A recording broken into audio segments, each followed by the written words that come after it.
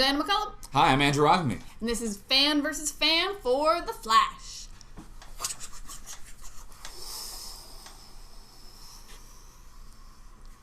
There's an attack in progress on 6th and Bell. That's my MetaHuman app. Yeah. You know, got the little ringtone on there. He's basically drowning people in tar. Like a walking tar pit. Too slow. Bring me the Flash's speed.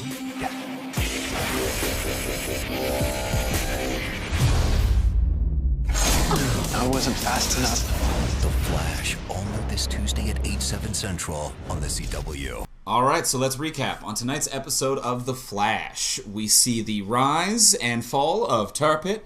We see Wally getting a little bit too fast and furious for his own good. Iris loses consciousness due to a shoulder injury. And Wells says he's going to betray them. And the man stays true to his word. That's what happened on tonight's episode. Let's talk about pros. Pros for tonight's episode. Anna, what'd you like? I liked Harrison. I really liked Harrison Wells just straight up telling Barry he was going to betray them. Honest. And then he betrayed them. Yeah. And then admitted to the betrayal. He was like, this was the most honest. Is it even betraying then? Like, I'm real moral gray on what this I think that's just sincere friendship. Like, he gave him every opportunity to prevent this.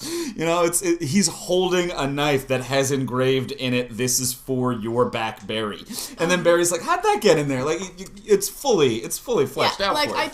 I totally get why they forgive him at the end of the episode. Yeah. And also, like, he has been saying since day one, Zoom has my daughter. How have they not expected this? How they haven't been preparing for it, expecting it. And also, the fact that it started from mistrust from day one. Mm-hmm. Like, from day one, everyone was like, "Don't trust Wells." And Barry's like, "We gotta trust Wells." And Wells is like, "You're an idiot. You shouldn't trust me." Yeah. Well, like, yeah, because first everyone wouldn't trust him. And then, like, yeah, all of them were like, "Oh no, we can trust Harry. We call him Harry now." But it's fun. His sincerity was delightful and true, and like it created a really fun character dynamic. I like how him and Barry played off one another. It was it created a true friendship, even though Wells did not do the right thing necessarily. You know what? He kept his daughter from being tortured. He stopped before Barry got hurt too much. Yeah.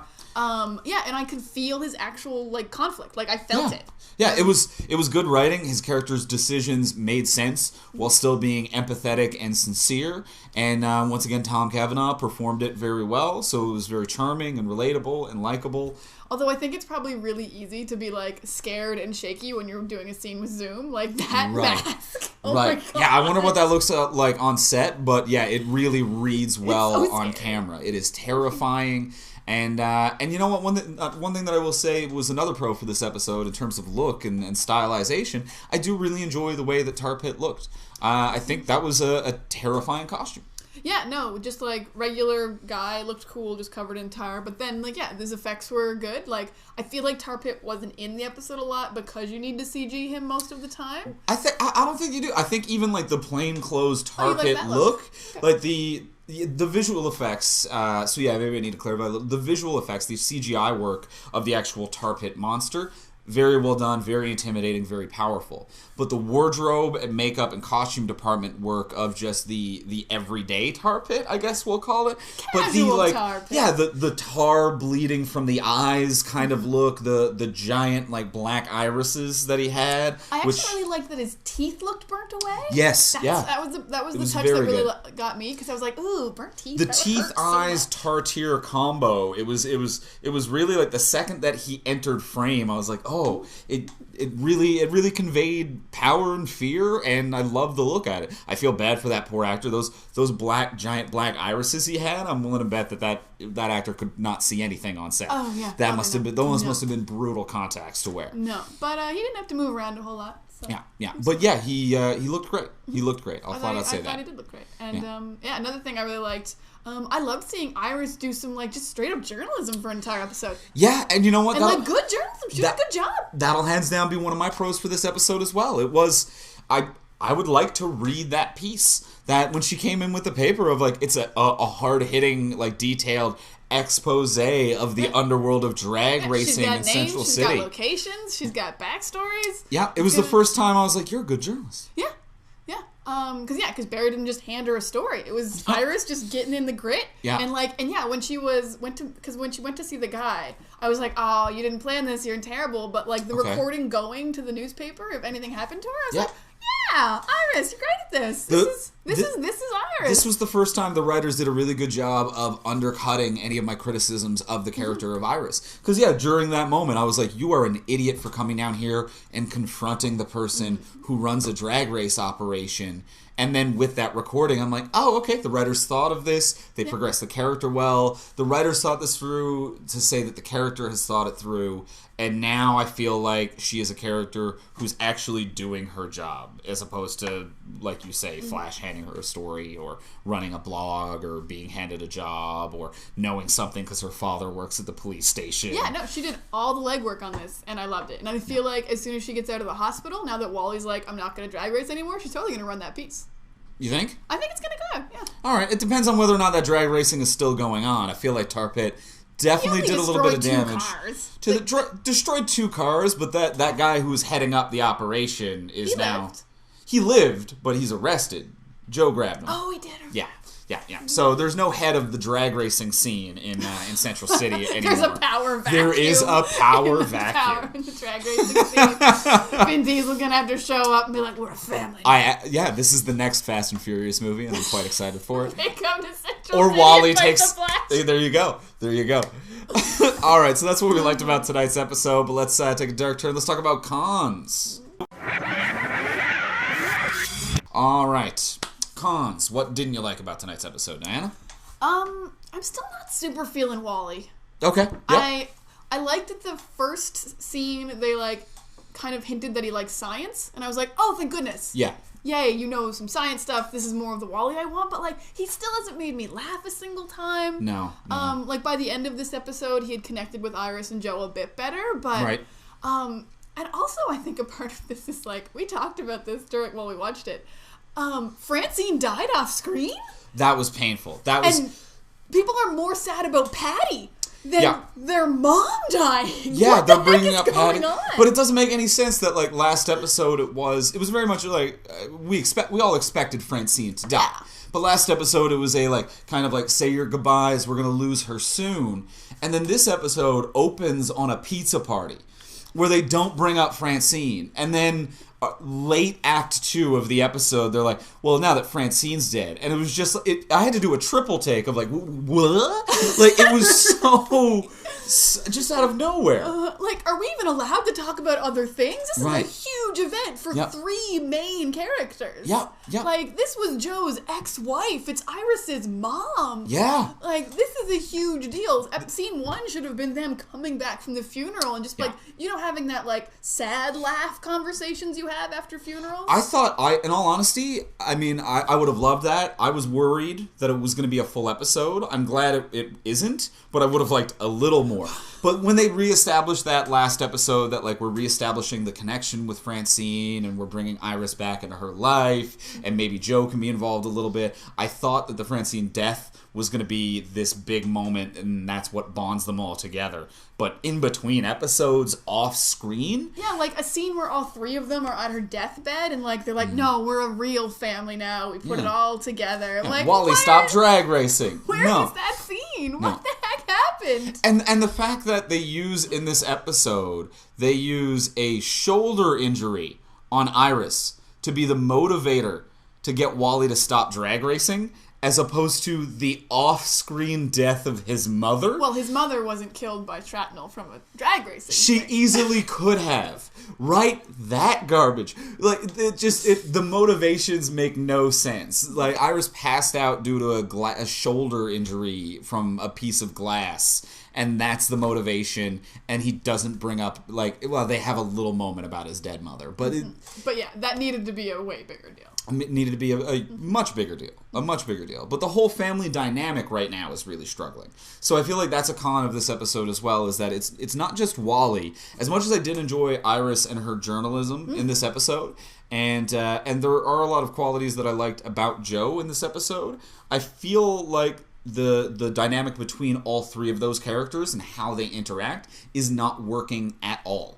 Even if they manage to get Wally to work, it's Joe is being kind but not protective, and Iris is judgmental of that and being protective but not sisterly, and Wally is being just kind of a dick to everybody, and they don't have any kind of a unit or dynamic that I think works in a one-on-one or in an all three of them setting. There's nothing, even though they say now that they're uniting as a family, nothing that makes me believe that conveys that. They don't work together on screen. Joe and now Iris are working separately. Wally's a mess separately and doesn't fit into this unit at all. Yeah, I agree with all of that. I think maybe, to me, the biggest problem is that Joe and Iris kept talking about how worried about Wally they were. Right. But I don't find Wally very likable, so I'm like, why are you worried about this guy? Yeah. Like, he hasn't been nice to anyone. He hasn't made a joke. He hasn't seemed enjoyable. Yeah, I'm not sure why. Yeah, there's no particular reason to like him. Yeah, so like I think it'll come together. I hope so. And my other con for this episode is something that's been a bit of an issue. Well, there's several issues that they've had lately, but the villain of the week didn't feel like the villain of the week. No. There were several moments during this episode, in between commercial breaks or sometimes like during whole segments, where I forgot that Tar Pit was a character that we were even dealing with, because there's so much going on with Earth 2 and Wells and his daughter and Zoom and Reverse Flash and now, and Jay wasn't even around, and there's sciencing, but still Caitlin only got like 3 lines of dialogue and a lot of nodding. There's too many characters happening that if they're going to do this big of a seasonal arc with Reverse Flash and Zoom and Wells' daughter, they need to ease up and get rid of these villains of the week, because I'm forgetting they exist. And it's not helping the episode. Even though Tar Pit was a cool looking villain and felt powerful, I forgot he was there when he wasn't there. He felt real throwaway. And actually, Tar Pit's a Flash villain I really like. Like, Flash usually has a lot of trouble with him. Like, he makes the ground sticky, and then if you punch him, your fist gets burnt. Like, Flash usually has a lot of trouble fighting this guy. He didn't even make the ground sticky and stop the Flash, because he was already losing his speed anyway, so I guess that's a bad episode for Tar Pit to be in. Yeah. He's losing his speed and he gets stuck in some asphalt. But yeah, I forgot Tar Pit was even happening. It seemed like they were never fighting him. Like, every time Barry and Harrison were doing sciences, it was about breaches and speed. Tar Pit managed to kill 3 out of 4 of his targets, and that's a pretty good hit ratio. That's a pretty good batting average. Like, in all honesty, I feel like Tar Pit's the real hero here. That man's killing it. Yeah, getting the work done. 75%. Passing grade, Tar Pit. Passing grade. His entry scene was very good. It was like dark and cool. And then when you like hear him describe how he died and like feeling himself burn, I was like, you can kill these guys. Yeah, like they deserve to be killed. So I was kind of on his side. Right. It was almost sad that he like just didn't get to kill them and then be like, I'm done. Yeah. By the way, I'm out. Tar Pit, the real hero of this episode. But that's enough of the cons. Let's get moving and roll on into Easter eggs. All right, Easter eggs for tonight's episode. Diana, what did you find? The only one I really noticed is, they didn't say this aloud, but there was a sign at the beginning that said Hudson Roofing and Tire Company. Yep. Hudson University is a DC university. Okay. Dick Grayson attends there, and Martin Stein teaches there.